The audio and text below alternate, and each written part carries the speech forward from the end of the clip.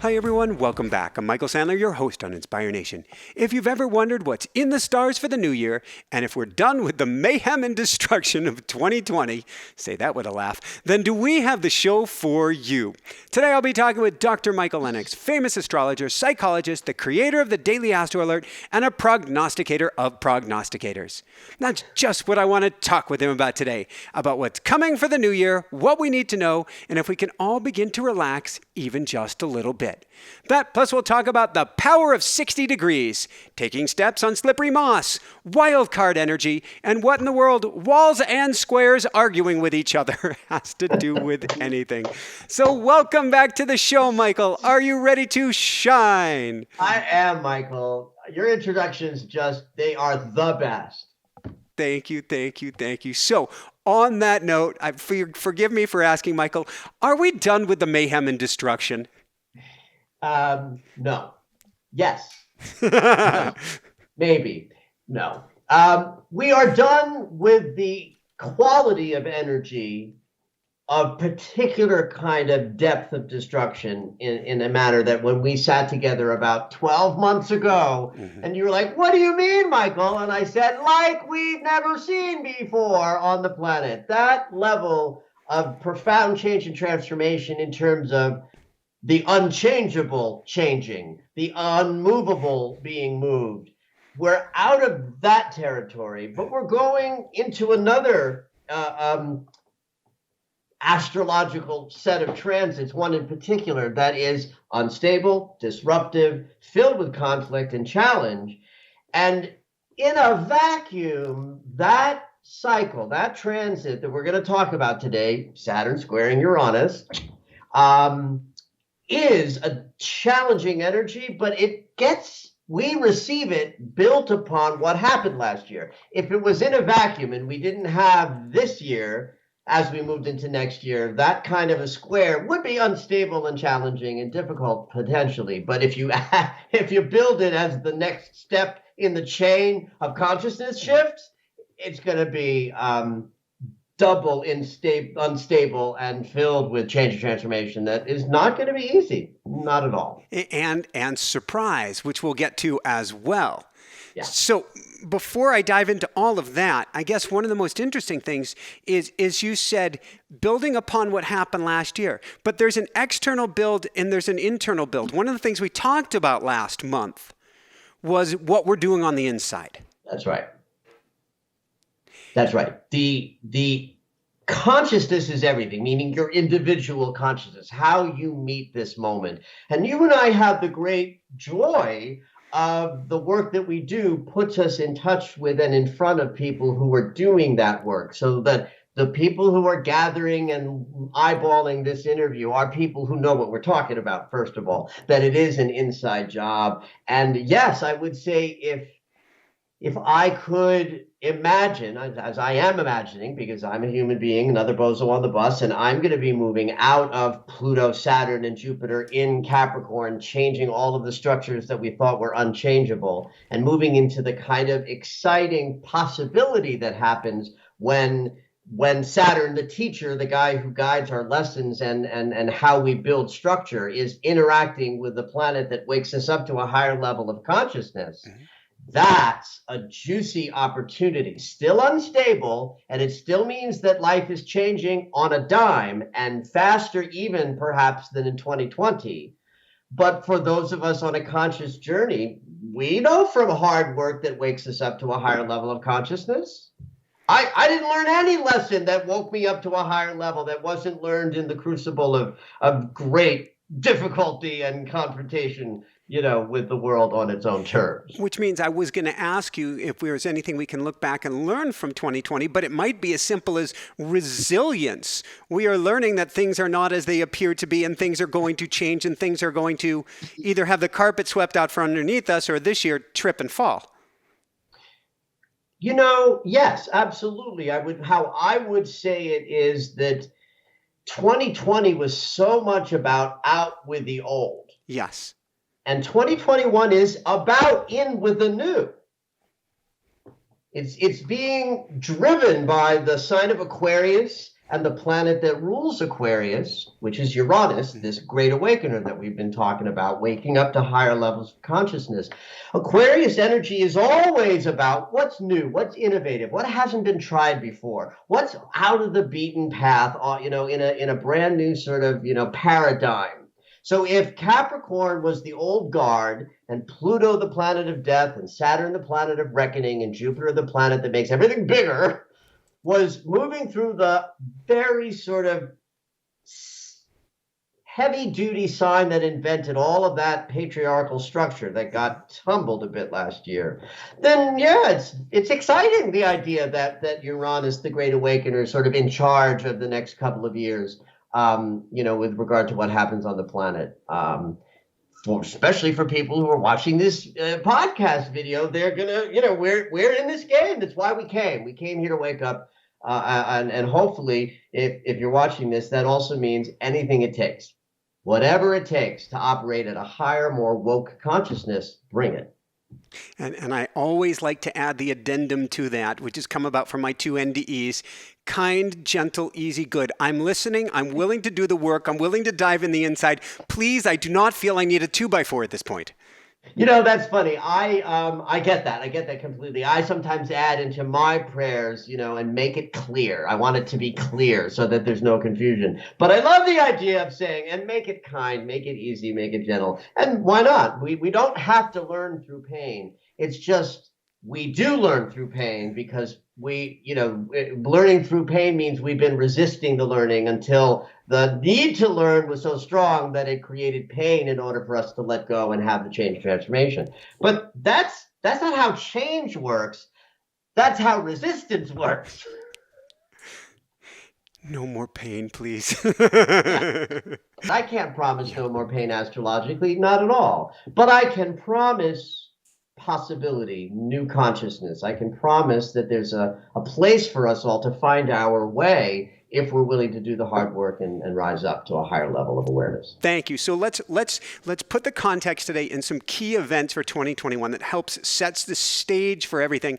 Although you say the key events aren't happening out there, but are happening inside of us.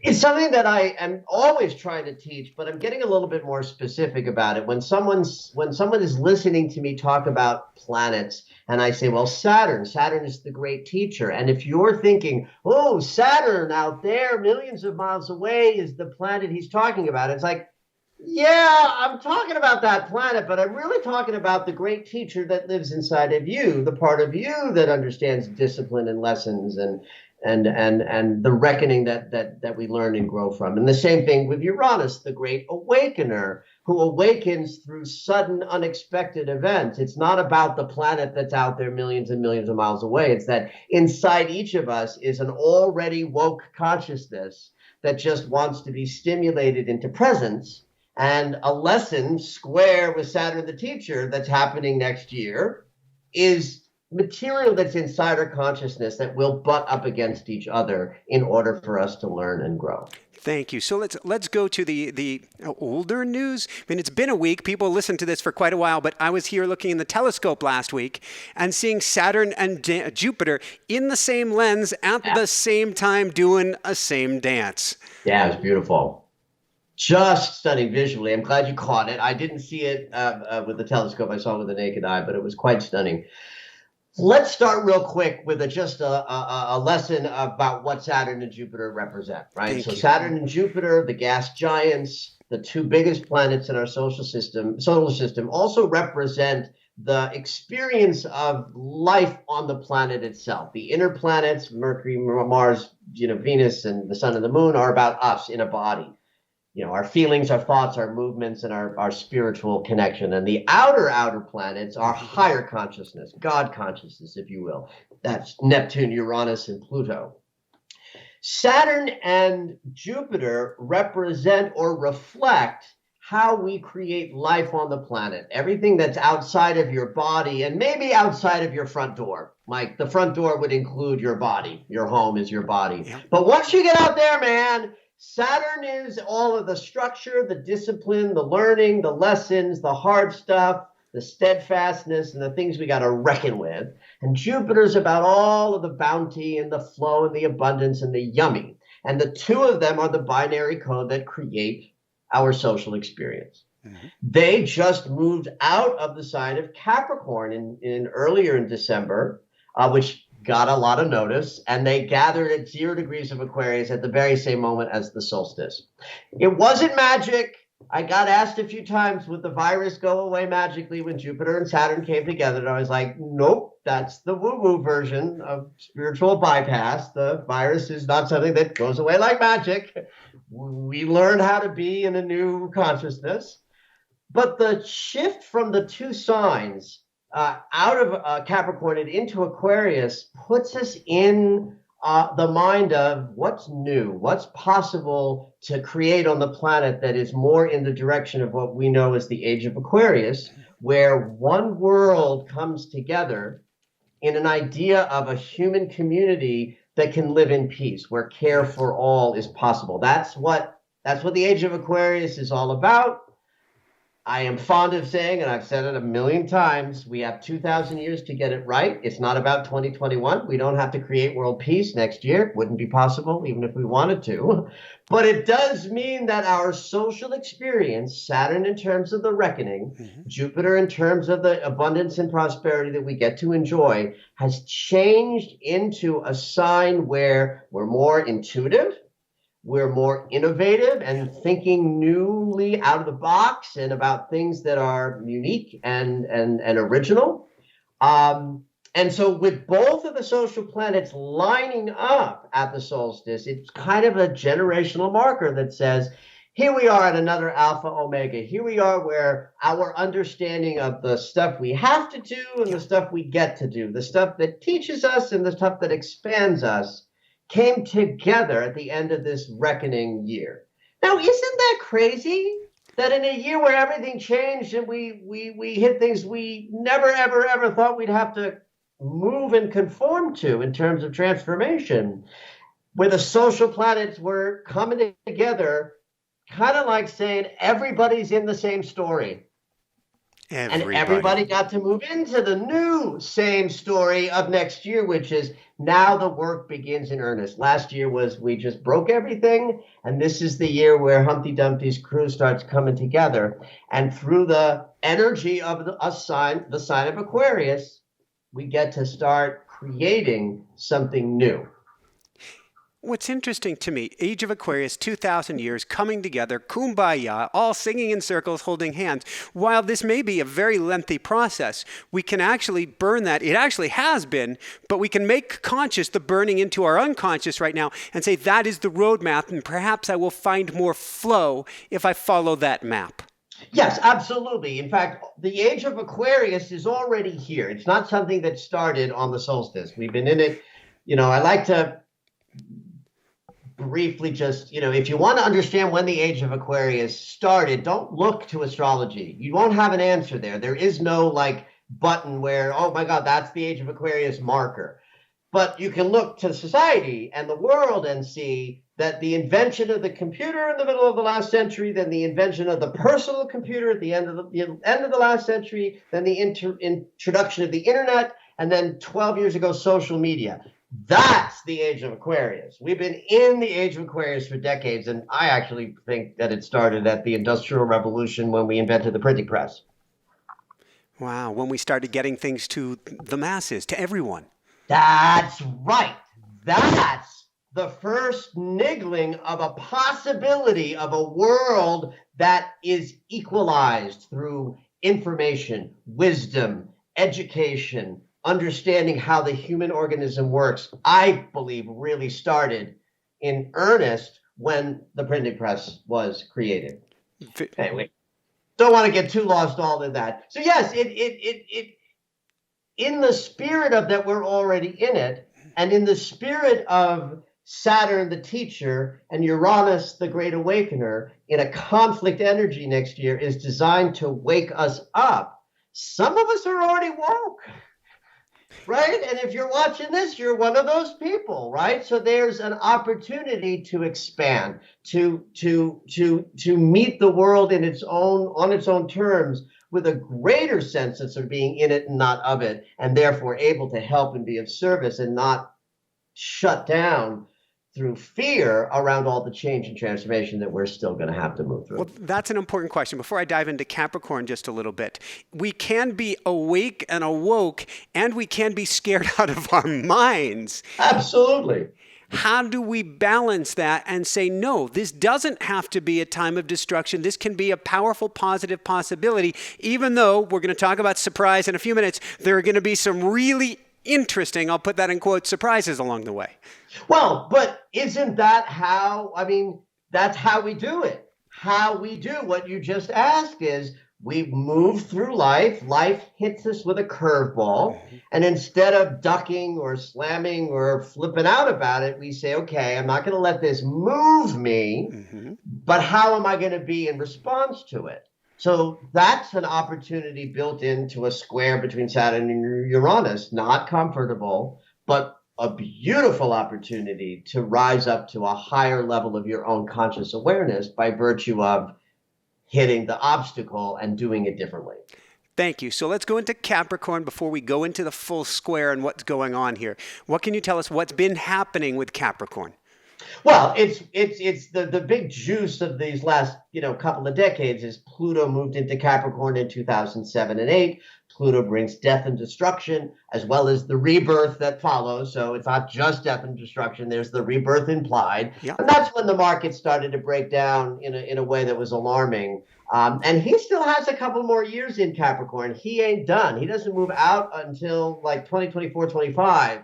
So we still have a lot of energy in that sign, bringing change, transformation at the level of death and rebirth. And what's important for your listeners to get about that is Capricorn is the sign that invented all of the structures that we're watching tumble. If there's government in Congress and Congress seems like it's falling apart, that's Congress is a Capricornian notion. Aquarius, which is the next sign, is where we say, okay, forget about the conformity of the old. Forget about the way it was. Forget about the structures we built that are outdated. Let's think of something new. Let's think of something innovative. Let's create something that can actually bring about that connected world and harmonious sort of, collective humanity. So that's the demarcation shift of out of the old and into the new. And so 2021 is like the first moment where we're really building the new age in earnest and clarity with everybody on board. So you can think of, if it is a 2,000-year process, 2021 is like year one. So on that note, you talk about the timbre for the new year, and you say anything can probably happen and probably will. This thing called wild card energy. Yeah. What is that? Well, there's two agents of change that astrology recognizes. Slow, steady, and powerful, long-lasting change that requires millennia and long processes is Pluto. So Uranus is the other agent of change, but Uranus operates in lightning. Anything can happen. He wants to wake us up. That's why I use the moniker the Great Awakener, right? He's the high octave of the mind. Mercury is the mind at the human level. Uranus is the transpersonal mind, the mind of God, if you will. He is the ruler of the sign of Aquarius because that's his domain, the idea of innovative, new, something never seen before, something absolutely surprising. So he's, he's in the sign of Taurus, which is about form and solidity. So the challenge of that, the challenge of the awakening planet that can bring around, any kind of a shock and surprise and an unexpected event in the sign where we think of grounded stability, it means his power to shoot some lightning into something that looks and appears to be grounded and stable it's like a misnomer. It's like nothing is grounded and stable anymore. And anything that can be shifted and changed because it's in the consciousness of the collective to happen Uranus can bring that in a sudden and unexpected manner, even something that feels like it ought to be in solid form, Uranus in Taurus. But through the principle of rulership and what's called disposition, Uranus ruling the sign of Aquarius, and Saturn, the reckoning planet, moving into Aquarius, as he did just in the last week or so, means that he gets his feeling sense, his disposition, like literally, like, hey, Michael, what's your mood like today? What's your disposition today? Yes. Well, if you were asking Saturn that question, hey, Saturn, what's your disposition? He'd be like, oh my God, I'm all fired up with electricity. I'm like, anything can happen because I'm so excited by what's possible. And you think the disposition of Saturn in Aquarius has Uranus's handprints all over it. So if you think of a square as a conflict and obstacle energy from Saturn, the teacher, in Uranus's ruling sign is, unstable to say the least. So you got to tell me then about floors and walls and what that has to do with this Magarena that's going on between Saturn and Uranus. You love that image, don't you? I do. My favorite image. It's the image to help people understand, well, what does it mean when something is squaring? It's a geometry of conflict and obstacle. But it's an important notion when perceiving the square that it's not an energy you can be free of. You can't escape it. The wall and the floor cannot escape that they are in a 90-degree angle, though they argue with each other as what's the best way to approach the experience. The floor says, lie down, wall, you're doing it wrong. And the wall says, no, you're doing it wrong, stand up. But of course, that argument can never be won because the room would fall down. We want that tension, that argument, and we benefit even though the energy of the square says there's a conflict I have to get through. So if the square is being made by Saturn, which is lessons, karma, the stuff that I have to work on or I cannot rise to a temptation of being a better human being, and Uranus, the great awakener, who does things fast and suddenly. Saturn, slow, steady. Uranus, no slow and steady. Right, so there's a floor wall argument. Saturn will be saying, slow down, we're moving too fast. And Uranus will say, sorry, here's another lightning bolt, because I don't roll that way. So the square says, I will learn a lesson. I will get to the other side of the stream, though getting there will be difficult. The quality of energy of how we do that, though, is all about the signs and the rulership and the idea that Saturn is receiving a lot of extra lightning bolts from Uranus because he's in Uranus's house. When I was a kid and there'd be bullies around or something to that effect, they would say, Sandler, expect it when you least expect it. It sounds like an old Stephen King movie. That was my childhood, perhaps. Your childhood. Got it. Yeah, that's exactly right. And so you move around going, I know something's going to happen, but I don't know when, and it's alarming, which is, of course, a message to your audience that your practice, how you connect in with your sense of self, in a world that's gone mad and find the way that works for you, for each individual out there to connect into the inside of you and to the higher part of you is going to be all the more necessary because literally, what would you tell the kid who the bully had said to him, and he, it's coming at an unexpected time. You would somehow want to teach that kid not to run away because it's inevitable that the bully might jump out, but how to be calm and relaxed while you're also looking around the corner for the next shoe to drop. It also, to me, as you talk about often slippery stones and moss, it means watch your step. We can't prepare for everything, but maybe we don't want to deliberately go at Uranus's speed because if things come at you and you're moving slowly, you can handle them. If you're moving at light speed, your car's going off the track.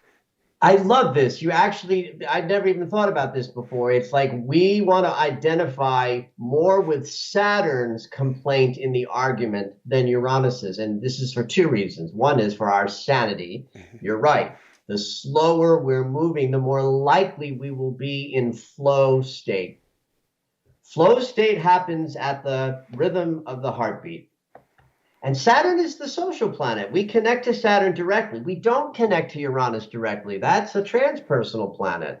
We want to capitulate more to Saturn's slow and steady wins the race, so that when the sudden wave comes along and the unexpected thing happens, it's not that we know it, because who would know, but we're prepared for anything, because here you and I are telling people, prepare for anything.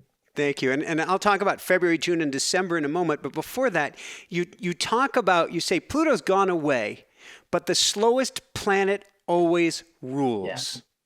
Yes. That's a trope in astrology that helps an astrologer look at a whole bunch of transits at once and how to interpret the power of the various present energies. Starts with the slowest planet, that there's the slowest planet wins. You say rules, yes. So that Pluto is still destroying old structures. And so everything that Saturn and Uranus might be up to has to capitulate to Pluto's very loud demand, everything must change. That even with the Saturn and Uranus square, though I just got done telling your audience to identify with Saturn and the slower pace, the fact is that Uranus has more power than Saturn because he's slower than Saturn by quite a bit. So that even if Saturn says, it's moving too fast, Uranus is going to say, too bad. Here comes another curveball. So again, the slower we approach, the better we are, because of those slower planets in rulership inform us that everything is still changing and still breaking down. Pluto and Capricorn. Uranus and Taurus says lightning flash will come at you, and the grounded, formed things that you thought could not be disturbed can be. And then Saturn, of course, the reckoner, the teacher, helping us incorporate what we're learning so that when we're done with the year, we're smarter, better, wiser, more woke than how we started it. Thank you. So tell us, February, June, and December, what do these have to do with anything? These are the peaks of the square.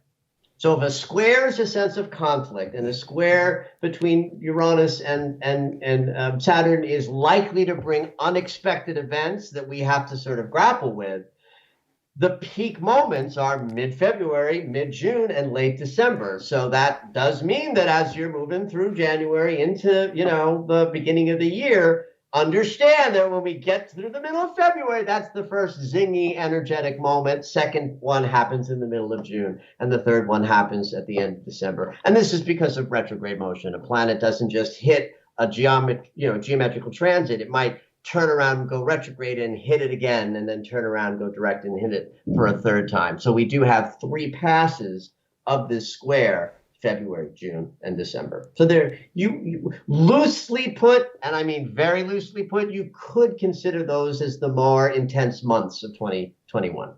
Maybe not the ideal time to be planning out your vacation. If any of us are vacationing next year. It does certainly beget that question of, can we actually travel? Would we want to travel? That's a whole different discussion. Talk to me about shadow depths, and our new logo I mentioned before is the Phoenix Rising. What does the Phoenix have to do with the work we get to do right now? Well, I would say that we're in the rising part. Like that, last year was definitely the crash burn and the transmutation.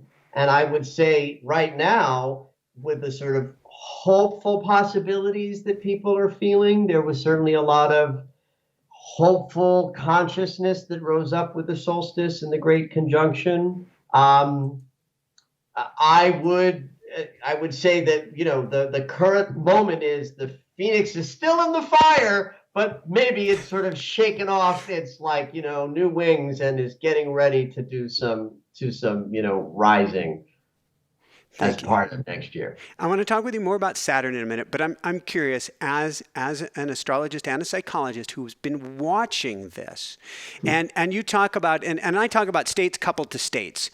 And to me, what that means when we're talking about astrology is you can only base what's coming based on what you just saw that occurred. It doesn't happen in a vacuum. Yeah. And people think, well, I can just look at a book and it's going to tell me exactly what's coming. No, we have to look at what's been going on. Are there any positives coming from an astrological and psychological point of view that you have seen coming out of 2020? Oh my God, yes. I mean, it's delicate to talk about because it sometimes sounds like if I lift up how much positive I've not only experienced myself, but also helped facilitate in others and witnessed, that it somehow negates my acknowledgement that there are people who are suffering beyond suffering in this year of change and calamity. And I just want to make sure that I just language that for a moment, that when I talk about this, does not mean that I am forgetting about that. Yes. But we are one collective energy. There is no disconnect between us, though it appears that we are separate in different bodies. We are all one. So this does mean that those of us who benefited from 2020 by doing the inner work, the people were squeezed as we were all squeezed and found that the juice that came out wasn't the juice of fear and anxiety and worry, but the juice of curiosity, wonder, and opportunity. The transformation that I witnessed in people, because this is what I do for a living. So what am I doing day in and day out? I'm watching people dive into their shadow, look into the mirror, say, who are we and how can we have a better experience? And the capacity to heal old wounds and discover new levels of operating was unprecedented this past year. I watched extraordinary examples of people rising up and healing stuff. Again, I want to be really careful. It's not as simple as this was the opportunity. If that wasn't your experience, you missed it, because that's not what I'm saying either, because we all are on a journey that has a timeline. I benefit from being, 57, and the bulk of my trauma work is way behind me. So I personally didn't have to be confronted with being squeezed and having all my fear drip out, because I don't have any fear. So please don't anybody think that if you were afraid a lot or had a challenging year, that it means you were failing. But the opportunity is always facing the mirror, looking at the wounded consciousness, and being willing to do the work to transmute that wounded consciousness so that you can wake up to a higher level of functioning. Thank you. So on that note, you mentioned a key word here, which is healing. And you say Saturn, Sextiles, Chiron. First off, what is Chiron for those who aren't familiar? Yes, Chiron is like my boo. I love Chiron. Chiron is a body. He might have originally been a comet. He might have originally been an asteroid, an interstellar asteroid. He comes from somewhere else. Our sun grabbed him into our gravitational field, but he has his own gravity in a way that none of the planets do, because the planets were all created around the disk of uniform energies from millions of years ago. So Chiron's not part of that. He's a visitor. So he pulls against the sun and has a very erratic orbit as a result. So the astronomer who named him back in, I think, 77 when he was discovered, called him Chiron because Chiron was a mythological character who wandered in an erratic fashion. Why?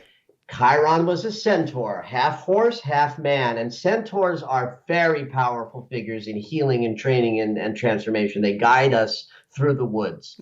And Chiron specifically was a teacher, trainer, and Heracles was the beneficiary of this, and he knew the healing arts and combat, all of it. And this is one version of the Chiron story. There are many. If you look into mythology, you can get lost in all the different versions, but this is the one that I love. He suffered a mortal wound in training Heracles, but couldn't die because of his immortality. So what he teaches us is, you got to go through the woods. You don't get anywhere without going through the woods being a symbol for facing the shadow, the fears, the dark stuff in your psyche. The other thing he teaches us is that we are helped. We are assisted through the woods. You walk into the woods, it may be a scary, dark place, but trust me, there's a centaur in there just waiting for you to go in. He's like, hey, been waiting a lifetime. Thank you for coming. So the third thing he teaches us is that our wounds are healed by transforming the perspective and the perception of them, not that they go away. Thank you. I had every wound I ever had. The difference between my 57-year-old self and my 27 or 37-year-old self is that they don't impact me. They don't cause behavior. They don't even feel that bad when they're triggered. They're just like, oh, right, there's that idea. There's that idea of loneliness. So there's that idea of I got to be right. That's a big one for me. Remember that? Would you rather be right or happy? I'll take happy. Well, I'll take happy too, but I'm happy when I'm right. Which is a trigger. I'm the king of that. Now, that wound caused horrible behavior in my younger years. I still have that impulse in me, but like, I can't be a spiritual teacher if that's how I teach, right? So the wound is there, but it doesn't operate in terms of behavior. He doesn't show up as behavior any longer. So that's another thing of Chiron is that if you think that you dive in and do some healing work and then you're going to be completely free of those wounded ideas about who you are and what life is, you're not. But your relationship to that idea, it can become so quiet that it's just like a cat in the corner of the room going, meow, just reminding you, I'm still here.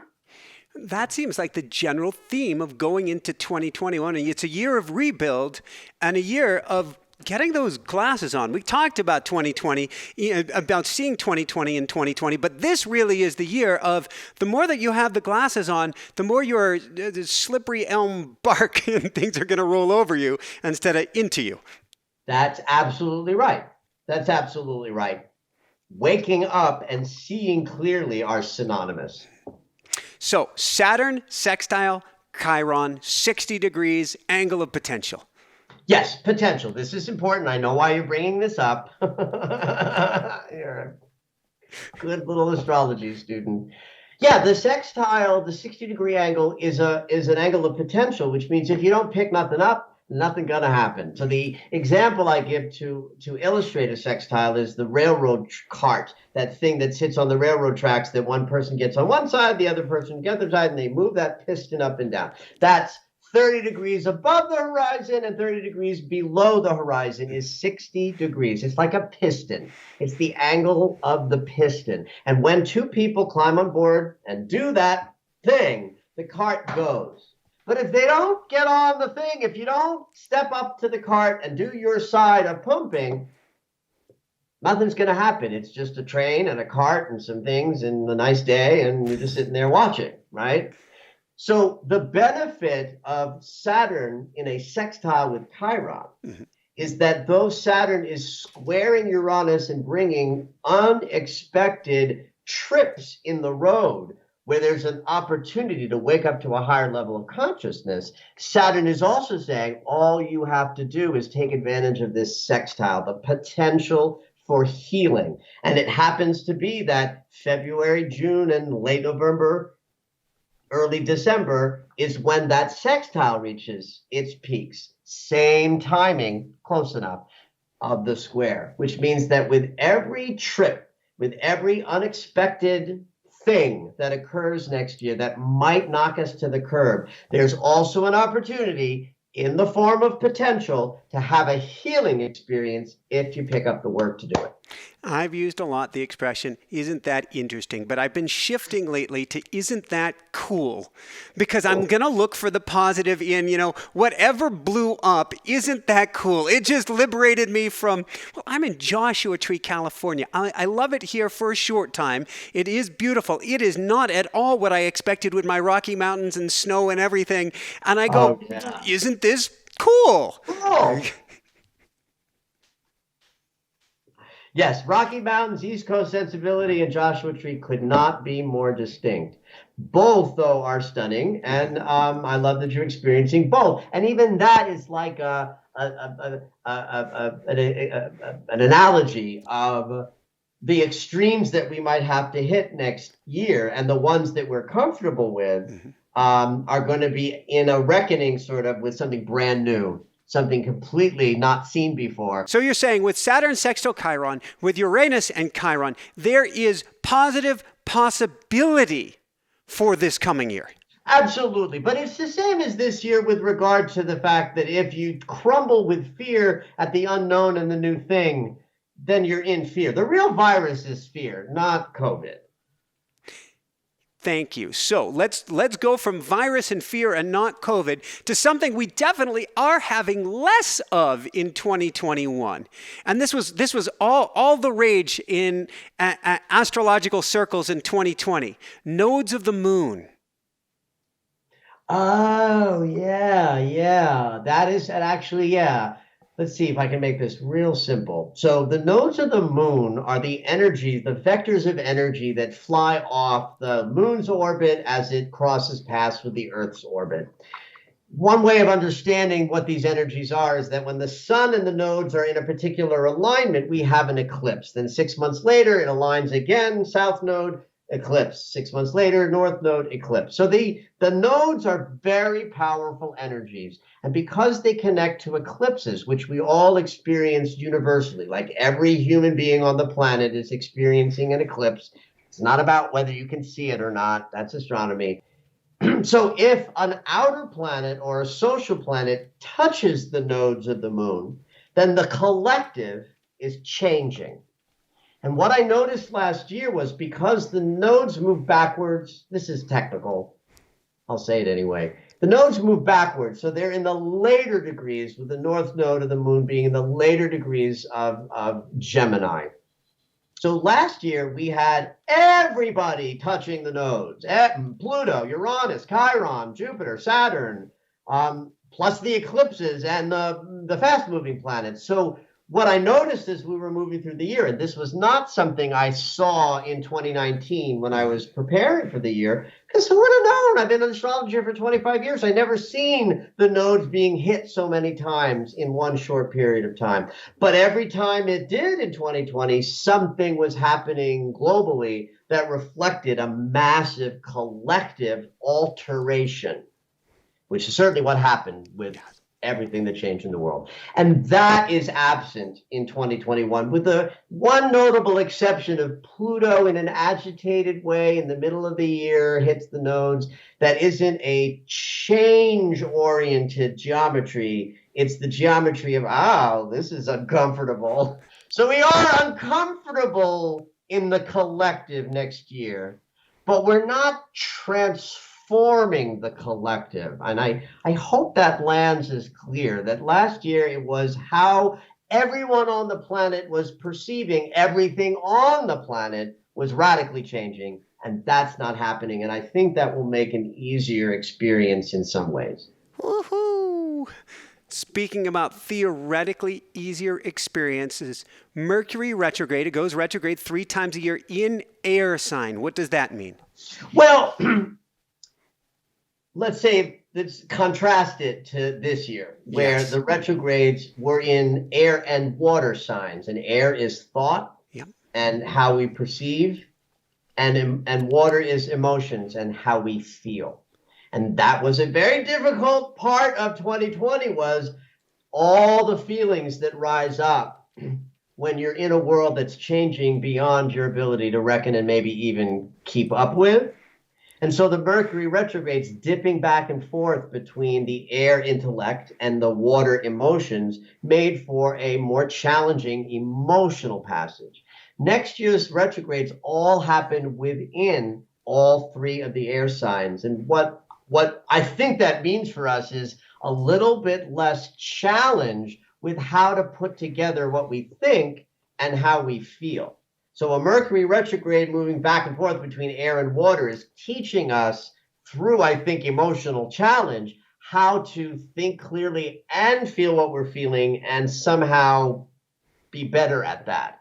So I think a year where the Mercury retrogrades are all in air signs, Mercury is thought. Thought is air element. So Mercury retrogrades are bumpy. So Mercury retrograding in all air signs, I think, gives us a little bit of a respite from what might otherwise be some emotional content that is challenging to move through. So it's yet another way that 2021 could be a little less intense than 2020 was. I want to hear more because you call this Mercury retrograde shadows, and you talk about what we want to do in this time.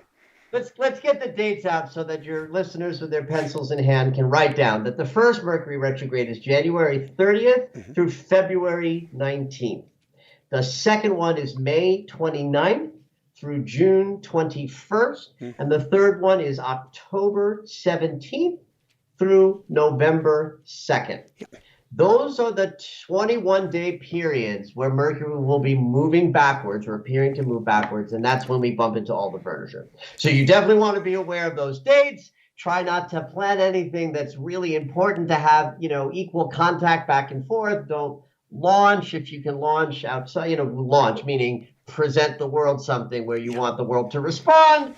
Better off avoiding those 21-day periods. But personally, to get through a Mercury retrograde with more grace and efficacy, because a Mercury retrograde is designed to help you learn how to be a better thinker, communicator, and user of your intellect.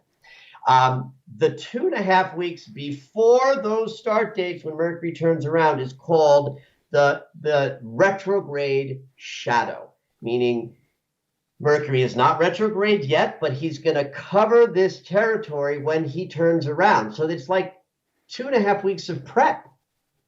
So if the first retrograde happens on January 30th, that means from like January 11th or 12th or so on, he's covering stuff that we're going to revisit. If you're paying attention during those 2.5 weeks before the retrograde, what am I thinking? What am I saying? Who am I negotiating with? What am I tripping on? What is bothering me in terms of how I'm perceiving something? What's a conversation I need to have but I'm terrified of? Anything that you can think of that's a communication issue.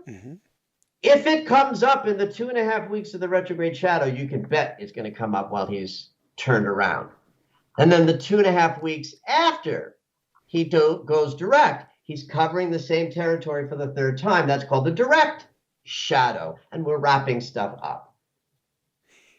Mercury retrogrades are not bad. They don't deserve the bad rap they get. They're valuable and important. And if you just pay attention to these couple of weeks before, you'll transform your experience of what it's like when Mercury's moving backwards. Woohoo!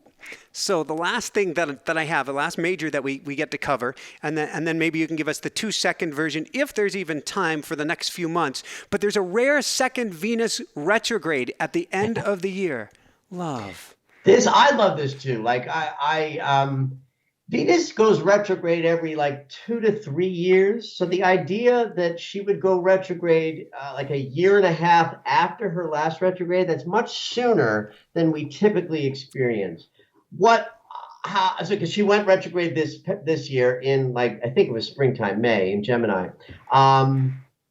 She's now retrograding in the very end of the year. It doesn't actually start till mid-December, December 19th, and it goes all the way into January of 2022. So it's really at the very end of the year, and it's in some ways more of a 2022 experience. But a couple of things I want to say about this. One is, what is a Venus retrograde? Just like a Mercury retrograde helps us think better, a Venus retrograde is designed to help us give and receive love better, more efficiently, more healed, in a more healed fashion. The fact that it's happening a second time so soon after, I would say that's like if you anthropomorphize the planets, you could say Venus is doing that because she knows we need more help with love. So she's like, all right, I'll do it again. And she's doing it in the sign of Capricorn, which is the seat of all of the change, transformation, and difficulty that's out there in the world. And in fact, she starts the retrograde she meets up with Pluto a lot this year in various lunations and in different transits. So it's a deep retrograde, meaning our love, our emotional body experience, and our our capacity to give and receive is going to have an opportunity to really transform as we move through that retrograde at the end of December and the beginning of 2022. I love that she's coming up so soon with the second retrograde. The optimist in me can't help but say, wow, we're going to get an opportunity to heal our hearts in 2021 going into 2022. Yes.